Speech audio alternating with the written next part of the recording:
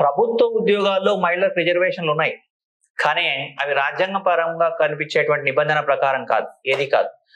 15 clause 3 అంటే ఉద్యోగాలు, కానీ అలాంటి నిబంధన మహిళా రిజర్వేషన్లకు సంబంధించి రాజ్యాంగంలో నిబంధన లేదు. ఆ రిజర్వేషన్ ఏదైతే, మళ్ళీ మీరు ఏ అని ఎందుకు అనుకుంటున్నారు, అది విద్య, ఉద్యోగాలు కాదు. ఓకేనండి, అలా అనుకుంటారనే ఉద్దేశంతో చెప్పడం జరిగింది. ఏ అనుకోవద్దు. మహిళా రిజర్వేషన్లకు సంబంధించి చట్టం ప్రకారం మహిళలకు రిజర్వేషన్లు లభిస్తాయే కానీ ఇక్కడ రాజ్యాంగ నిబంధనల ప్రకారం రిజర్వేషన్లు కాదు. సో గుర్తుపెట్టుకోండి, ఆర్టికల్ 12, 13, 14, 15 4 ఆర్టికల్స్ మాత్రమే చూసాం మనం 2 క్లాసుల్లో. నెక్స్ట్ 15, 16 అర్థమైన తర్వాత ఈ 17, 18, 19 ఇవన్నీ మొత్తం ఫండమెంటల్ రైట్స్ అనే దాన్ని, ఫండమెంటల్ రైట్స్ డిపిఎస్పిని ఫిలాసఫీ ఆఫ్ కాన్స్టిట్యూషన్ అంటారు.